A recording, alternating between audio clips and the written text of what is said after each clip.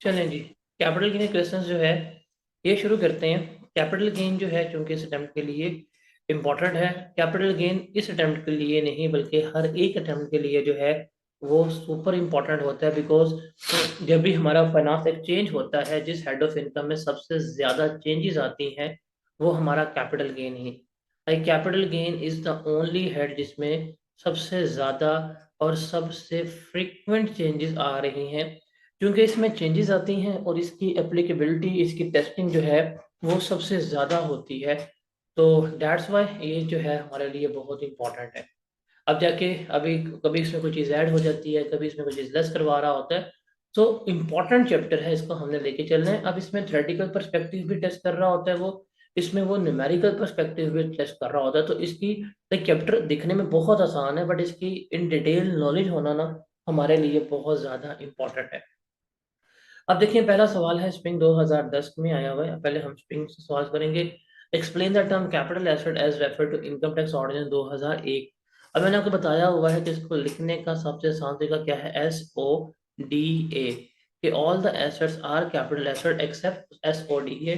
इनके अलावा जो हैं वो हमारे सारे क्या कंसीडर होंगे, हमारे कैपिटल एसेट कंसीडर हो रहे होंगे। एस से बनेगा stock in trade, raw material, other consumables. O से बनेगा अदर मूवेबल आइटम्स, जिसमें हमारी पर्सनल आइटम्स आ जाती हैं। डी से बनेगा हमारे पास डिप्रिशिएबल एसेट, और ये से बनेगा हमारे पास अमोर्टाइजेबल एसेट। इनके अलावा जो सवाल हैं वो हमारे किस में आते हैं, वो हमारे कैपिटल एसेट्स। इनके अलावा जो एसेट्स हैं वो हमारे कैपिटल एसेट्स कंसीडर हो रहे होते हैं। उसके बाद है Shahbaz is a resident individual earn ₹7 lakh from the sale of asset as shown below. अच्छा, टैक्स में एक चीज़ आपने लाजमी से देखनी है, आपने इसको अपनी हैबिट बनाना है, आपने इसको लेके चलना है और आपने इसको डिटर्मिन करना है। वो क्या है कि आपने टेक्स्ट के पेपर में रिक्वायरमेंट हमेशा सबसे पहले पढ़नी है। रिक्वायरमेंट आपने सबसे पहले पढ़नी है और आपने 3 दफ़ा रिक्वायरमेंट पढ़नी है। इसकी हैबिट को आपने अडॉप्ट करना है। कहता है जी, discuss the treatment and implication of each of the above transaction under the income tax ordinance 2001। Give brief reason to support your conclusion, और हमने इसकी रीजन भी बतानी है। Share of a listed company है। अब लिस्टेड कंपनी का मतलब होता है ये हमारे पास पब्लिक कंपनी है। अंडर सेक्शन 37A की बात हो रही है। इसके ऊपर इसने जो है 3.5 लाख के शेयर्स बाय किए थे। 2 लाख के इसने शेयर्स बेचे हैं। 1.5 लाख का इसमें लॉस हो रहा है, क्योंकि ये सिक्योरिटीज के ऊपर लॉस है। सिक्योरिटीज का लॉस जो है वो हमारे पास किसके अगेंस्ट एडजस्ट हो सकता है, वो हम सिक्योरिटीज का लॉस हमारा हमेशा सिक्योरिटीज के अगेंस्ट ही क्या हो रहा होता है, एडजस्ट हो रहा होता है। उसके अलावा हमारे पास है शेयर ऑफ अनलिस्टेड कंपनी। अब चूंकि ये अनलिस्टेड कंपनी है, as per the income tax ordinance, जो अनलिस्टेड कंपनी होती है वो हमारी प्राइवेट कंपनी कंसिडर होती है। अब चूंकि ये प्राइवेट कंपनी है तो ये अंडर सेक्शन 37 का पार्ट बन रही होगी। हमने 5 लाख के शेयर्स लिए हैं, 9 लाख के शेयर्स बेचे हैं, 4 लाख का हमें गेन आ गया। ओके, ये गेन NTR में जाएगा, इसके ऊपर हमने जो है वो टैक्स पे करना होगा। फिर बात करते हैं ज्वेलरी की। सेक्शन नंबर 38 में फॉल करती है। 7.5 लाख की ली है, 1.4 मिलियन की बेच दिया, 6.5 मिलियन का गेन। ओके, ये भी गेन जो है ये भी किसका पार्ट बनेगा, हमारी NTR का पार्ट बनेगा, इसमें हम टैक्स लगा रहे होंगे। फिर स्कल्पचर, स्कल्पचर सेक्शन नंबर 38 में आता है। अब सेक्शन नंबर 38 में आ रहा है तो इसके ऊपर कोई लाइक लॉस नहीं रह सकता। हमने 4 लाख का स्कल्पचर बेचा और हमने बाय किया था 3 लाख, सॉरी 4 लाख का बाय किया था, 3 लाख का बेचा और हमें 1 लाख रुपए का जो है वो लॉस हो गया। 1 लाख रुपए का हमें नुकसान हो गया। अब चूंकि हमें लाख रुपए का लॉस हुआ है तो इस लॉस का कोई ट्रीटमेंट नहीं होगा, बिकॉज सेक्शन नंबर 38 में हम कोई चीज का ट्रीटमेंट नहीं ले रहे होते। फिर share of a private limited company है, हमने 1.3 मिलियन के बाई किए थे, 1.2 मिलियन के बेच दिए, तो ये 1 लाख रुपए का इसमें लॉस आया। तो ये लॉस जो है क्योंकि सेक्शन नंबर 37 में फॉल करता है, NTR का पार्ट बनता है, तो इसलिए ये लॉस जो है इसकी एडजस्टमेंट जो है वो मिल सकती है। ये लॉस कैरी फॉरवर्ड भी हो सकता है, ये लॉस एडजस्ट भी हो सकता है। तो ये हम कर सकते हैं। तो ये एक क्रिटिकल पर्सपेक्टिव में क्वेश्चन था, हमने इसको यहाँ पे लेकर चलना था।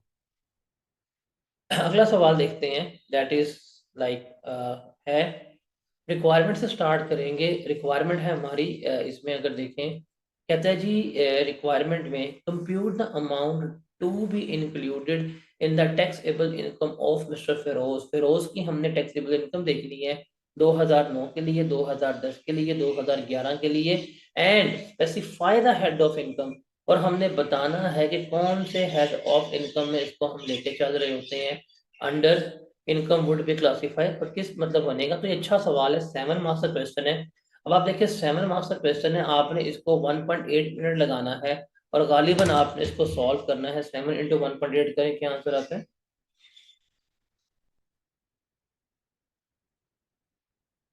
अराउंड 12.5 मिनट्स में क्या करना है, आपने इसको सॉल्व करना है। 12.5 मिनट्स में आपका सवाल जो है वो सॉल्व होना चाहिए। देखते हैं क्या इसमें होता है कि नहीं होता, लेट्स सी। तो रिक्वायरमेंट पढ़ ली है, स्पेसिफाई हो गया कि यार इसके लिए इसके लिए इसके लिए कैलकुलेट करना है, और हेड का बताना है किस हेड में ये फॉल कर रहा होगा, वो हमने देखना है। Qatari Mr. Feroz has been the CEO of Aziz Foods Pakistan Limited for several years. Okay, he was given shares on 1st June 2009 by Aziz AG Germany, the parent company of AFPL. जो इस AFPL की parent company है, उसने क्या की है, इसको 2000 share जो हैं वो क्या कर दिए हैं, वो इसने गिवन कर दिए हैं at a price of rupees 2.5 euro, 2.5 euro के। Okay, the market price on the that date was 8.2 per share, or 8.2 euro per share market price थी। The share were transferable on completion of 1 year for services from the date of issue of share। जब share issue कर रहे हैं उसके 1 साल के बाद shares क्या होंगे, ट्रांसफरेबल होंगे। अब ये लाइन पढ़ के मुझे इस चीज का अंदाजा हो गया है कि ये मेरी बात हो रही है रिस्ट्रिक्टेड शेयर्स की, ये बात हो रही है रिस्ट्रिक्टेड शेयर्स की। The market price of the shares as on 1 June 2010, 1 साल के बाद, was 12.5 euro per share. On 10th April 2011, Mr. Feroz sold all the shares at 13 euro per share. He paid a commission of euro 50 to brokerage houses. Relevant exchange rate जो है उसने हमें यहाँ पे given कर दिया है। तो ये क्वेश्चन है, इस क्वेश्चन में दो चीजें हैं। एक हमारे पास जो है वो फॉरेन एक्सचेंज है कि हमने करेंसी को कन्वर्ट करना सीखना है। दूसरा इसमें हमारा सैलरी का क्वेश्चन आ रहा है। तीसरा चूंकि शेयर डिस्पोज हुए हैं तो इसमें कैपिटल गेन्स भी आ रहा होगा। अब हम पहले बात करें जी, हम 2009 के लिए बात करें। अब 2009 का मतलब है ये टैक्स ईयर शुरू हुआ होगा 1 जुलाई 2008 को, और वाइंड अप होगा जाके 30 जून 2009 को जो है ये क्या हुआ, वाइंड अप हुआ। तो इसने हमें ये टाइम फ्रेम जो है वो गिवन कर दिया। अब हमने इसके पर्सपेक्टिव पे क्या करना है, ये कैलकुलेट करना सीखना है। अब 2009 की बात करें, ईयर एंड है 30 जून 2009, तो 2009 में तो हमें शेयर्स गिवन किए गए हैं और ये शेयर्स रिस्ट्रिक्टेड है। तो रिस्ट्रिक्टेड शेयर जब हम एक्वायर करते हैं उस वक्त तो इसका कोई किसी किस्म का ट्रीटमेंट नहीं होता। तो 2009 में तो कोई इसकी इनकम में कुछ भी किसी हेड में फॉल नहीं करेगा। हम यहाँ लिख देंगे कि भैया ये 2009 है। अब हम बात करते हैं 2010 में, बिकॉज अगला साल शुरू हो गया इसका, 1 जुलाई 2009 से शुरू होगा और ये खत्म होगा हमारे पास जाके 30 जून 2010 में। अब यहाँ पे 1 जून को चूंकि इसने कहा था कि शेयर्स के ऊपर 1 ईयर की रिस्ट्रिक्शन है, तो जिस दिन रिस्ट्रिक्शन अपलिफ्ट हुई है उस दिन का बेनिफिट जो है वो हमें क्या करना है, कैलकुलेट करना है। तो हमारे पास यहाँ पे आ जाएगी जी इसकी सबसे पहले इनकम फ्रॉम सैलरी, बिकॉज ये बेनिफिट जो है वो किसका पार्ट बनेगा, ये बेनिफिट इसका सैलरी का पार्ट बन रहा होगा। तो हम यहाँ पे जब कैलकुलेशन करेंगे तो यहाँ पे आ जाएगा जी fair market value at the date of uplifting of restriction. जब रिस्ट्रिक्शन अपलिफ्ट हो रही है हमने उस दिन की फेयर मार्केट वैल्यू लेनी है। अब वो है 1 जून। 1 जून को हमारे पास यूरो था 121 का, तो 121.40, और उस दिन की फेयर मार्केट वैल्यू कितनी थी, 13 पर शेयर थी। नहीं, उस दिन की फेयर मार्केट वैल्यू 12.5 पर शेयर थी। हमने 12.5 पे ले लिया, और कितने शेयर थे, इसको शेयर इशू किए गए हैं 2000। अगर आप इसको मल्टीप्लाई कर देंगे तो आपके पास आ जाएगी इन रुपीस के इस शेयर्स की फेयर मार्केट वैल्यू कितनी बनती थी। तो 2000 शेयर से 12.5 का एक शेयर था मार्केट वैल्यू पे, और पीकेआर में कन्वर्ट करें तो 121.40 बनता है। अगर आप इसको अब कन्वर्ट करेंगे तो टोटल फेयर मार्केट वैल्यू बनेगी एट दैट डेट 303500, ये आती है फेयर मार्केट वैल्यू। इसमें से हमने लेस करवानी है that is cost of the shares, कि हमारे शेयर्स की कॉस्ट क्या है। अब देखिए ये शेयर्स उसने हमें दिए थे किस कॉस्ट के ऊपर, उसने कहा था कि ये हमने आपको शेयर्स दिए हैं 2.5 यूरो के ऊपर। तो 2.5 यूरो के मुताबिक हमने क्या करना है, इसे कैलकुलेट करना है 2.5 यूरो। अब जब हमने शेयर ये पेमेंट की है तो वो 2009 में, वो 1118 के परस्पेक्टिव पे की हुई है, 118.10। और ये 2000 शेयर से हम इसको 2000 से मल्टीप्लाई कर देंगे, हमारे पास कॉस्ट आ जाएगी। कॉस्ट कितनी आएगी?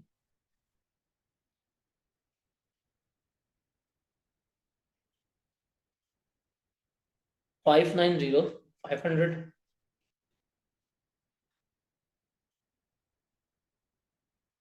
आप यहाँ पे करेंगे, आपके पास बेनिफिट आ जाएगा, जो एम्प्लॉय शेयर स्कीम बेनिफिट होगा ये हमारा सैलरी में ऐड हो जाएगा, और वो कितना बनेगा?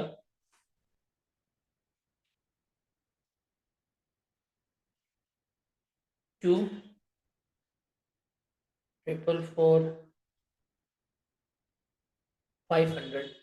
ये बेनिफिट है जो हमारा यहाँ पर कैलकुलेट हो रहा हो। तो ये भी हो गया 2010 का वाकया। अब हम चलते हैं 2011 में। 2011 हमारे पास शुरू होगा 1 जुलाई 2010 पे, और ख़त्म होगा जाके ये 30 जून 2011 पे। ठीक है, just give me a second, मुझे कॉल आ रही है। जी आवाज़ आ रही है? चलिए जी। 2011 में इसका क्या ट्रीटमेंट होगा वो हमने देखना है। अब देखें 2011 में हम क्या कर रहे हैं, इनको डिस्पोज ऑफ कर रहे हैं 10 अप्रैल 2011 में, और 13 पर शेयर के हिसाब से। अब देखिए इसके ना गेन कैलकुलेट करने के दो मेथड हैं। हम पहले करते हैं नॉर्मल, जो फॉर्मूला हमने सीख के आए हुए हैं, और फिर मैं आपको शॉर्टकट भी बताता हूँ। नॉर्मल में क्या है, देखें हमने किसके ऊपर बेचे हैं, हम वहां पे ले लेंगे फेयर मार्केट वैल्यू, या जो भी कंसिडरेशन रिसीव है वो आ जाएगी। अब उसने बेचे हैं हमारे पास 13 यूरो पर शेयर के ऊपर, और यूरो की प्राइस है 123.90। 13 × 123.90, और कितने शेयर्स थे? 2000 शेयर्स थे। तो क्या जवाब आएगा? हाँ जी, 13 × क्या जवाब आएगा?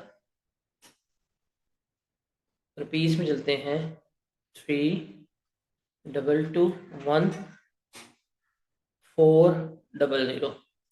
इसमें से लेस करेंगे हम कॉस्ट। कॉस्ट हमने यहाँ पे कैलकुलेट की है शेयर्स की, दैट वाज 590,500। तो कैलकुलेट की हुई है, यही मैं कॉस्ट उठा के ले जाऊंगा, 590,500। और जो एम्प्लॉय शेयर स्कीम में हमारा बेनिफिट आया था, वो भी हम क्या करेंगे, वो भी हम यहाँ पे लेस करवा देंगे। अभी बेनिफिट कितना, 2,444,500, हम ये लेस करवा देंगे 2,444,500। उसके अलावा इसने हाँ एक कमीशन भी तो पे की है 50 यूरो की, तो वो भी लेस करवानी है हमने। कमीशन, कमीशन है जी 50 यूरो की। 50 यूरो रेट है हमारे पास, 123.90। कितना आएगा commission cost?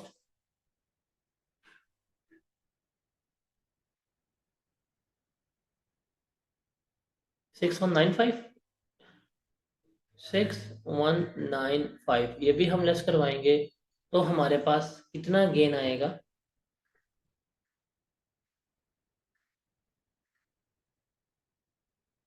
180,205। Is that okay? Is that accurate one? और दूसरा हमारा मेथड है, दैट इज शॉर्टकट। शॉर्टकट में हम क्या करेंगे, देखें शॉर्टकट में देखें, हमने जब बेचा है उस दिन क्या, किस डेट पे था? 13। तो हम 13 ले लेंगे। जिस दिन रिस्ट्रिक्शन अपलिफ्ट हुई थी उस दिन क्या वैल्यू थी? नहीं, इसके ऊपर शॉर्टकट मेथड अप्लाई नहीं करेगा, बिकॉज इसमें एक्सचेंज रेट जो है ना वो डिफरेंट हो रहा है। अगर एक्सचेंज रेट सेम होता तो मैं शॉर्टकट अप्लाई करता और आपको ये करके दिखाता। चलिए एनीवेज, अगले किसी क्वेश्चन में जो है वो हम क्या करेंगे, वो हम लेके चल रहे होंगे, but that's was the question जो हमारा इसमें हो रहा होता है। ये क्लियर है आपको?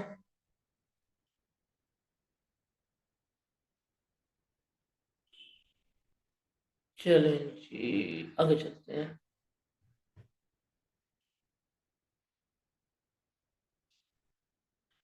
नेक्स्ट क्वेश्चन देखते हैं। फिर डिस्कस करना है आपने, टेक्स्ट में बताना है।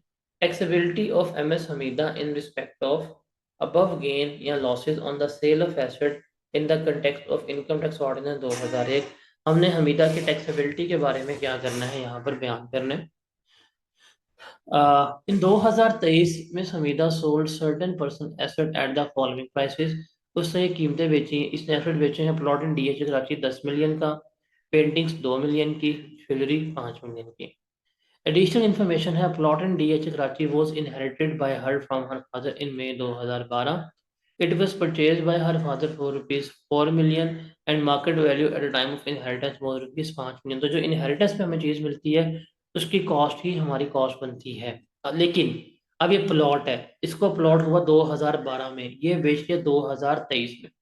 हम पढ़ के आ चुके हैं कि अगर कोई प्लॉट जो है वो आफ्टर 6 इयर्स डिस्पोज ऑफ होता है, उसके ऊपर हम कोई गेन टैक्स नहीं लगाते, बिकॉज वो एग्जेम्प्ट होता है।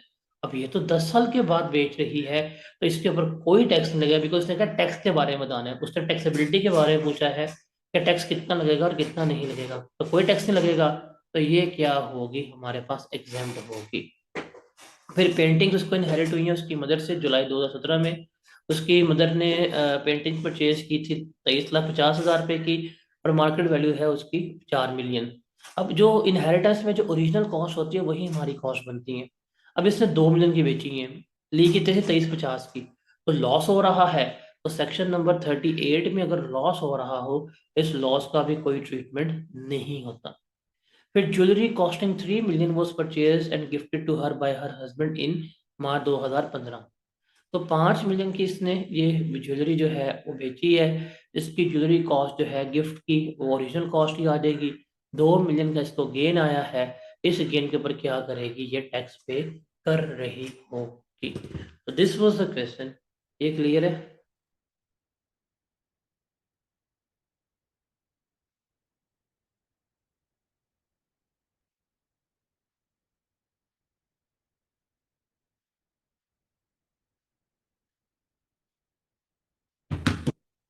नेक्स्ट क्वेश्चन चलते हैं।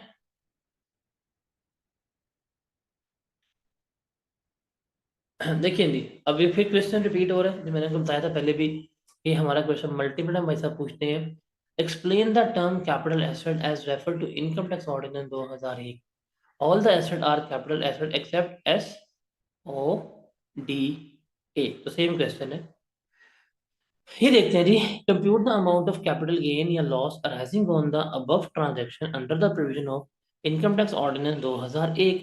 हमने गेन या लॉस जो है ये कैलकुलेट करना सीखना है।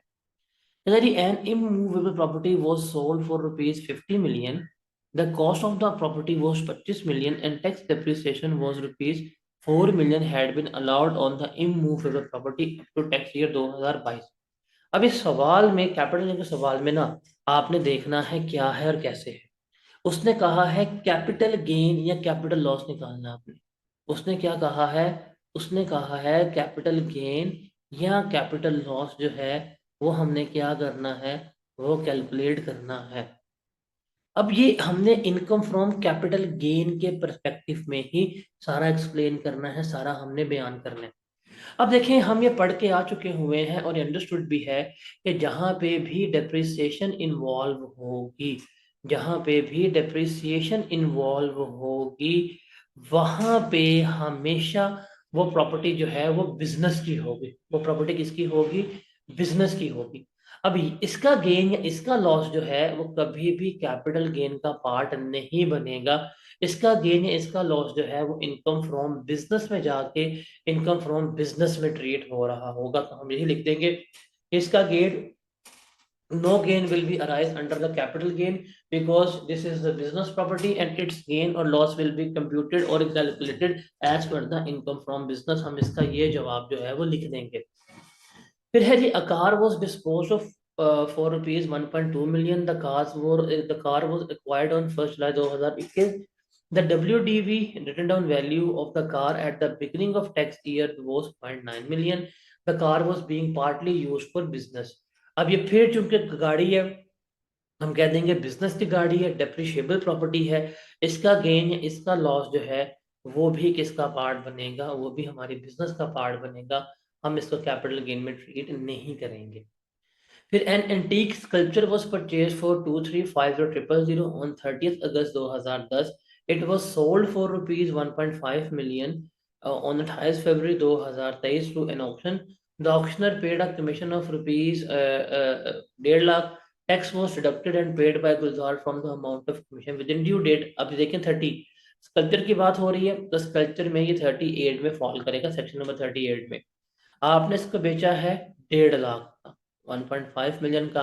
आपने इसको बाय किया था कितने का, 3.5 लाख का, तो वो हम इसमें से लेस करवा देंगे। आपने कमीशन कितनी पे की है, 1.5 लाख रुपए की, तो हम वो भी लेस करवा देंगे। तो 5 लाख हमारी कॉस्ट चली गई है, तो हमारे पास गेन कितना आएगा, 1 मिलियन का गेन जो है वो हमारा इसमें आ रहा होगा। हम उसको रिकॉर्ड कर रहे होंगे।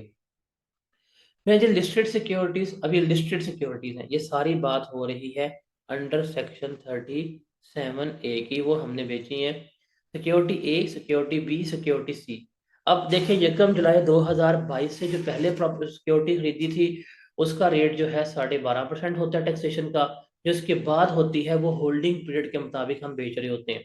तो ये 5 लाख के लिए नवंबर में 4 लाख की बेच दी, इस पे लॉस हुआ है। तो देखते हैं, अब ये सिक्योरिटीज का लॉस सिक्योरिटीज से गेन के अगेंस्ट ही एडजस्ट हो सकता है। ये हमने 3.20 की ली थी, हमने ये कितने की बेच दी है, 6 लाख की बेच दी है। तो इसमें जो है हमें गेन 2,80,000 रुपये का हुआ। ओके। और ये हमने 6.5 लाख की ली थी और हमने 7 लाख की बेच दी है। इसके ऊपर हमें गेन जो है वो 50,000 रुपये का हुआ। तो नेट हम निकाल लेंगे, नेट हमारे पास बनेगा 2,30,000 जो है वो मेरा नेट गेन आ रहा होगा। लेकिन अगर टैक्सेशन की बात करें, तो इस 50,000 के ऊपर हमारा रेट जो है वो 12.5% लगेगा। अब ये देखें, ये हमने अगस्त 22 में ली थी और ये हमने जून 23 में बेची है, तो इसके ऊपर हमारा रेट जो है 15% पर लगेगा, और इसके ऊपर भी रेट हमारा 15% के ऊपर ही लग रहा होगा। तो इस तरह से हम क्या कर रहे होते हैं, ये सारा गेन सारा लॉस जो है वो कैलकुलेट कर रहे होते हैं।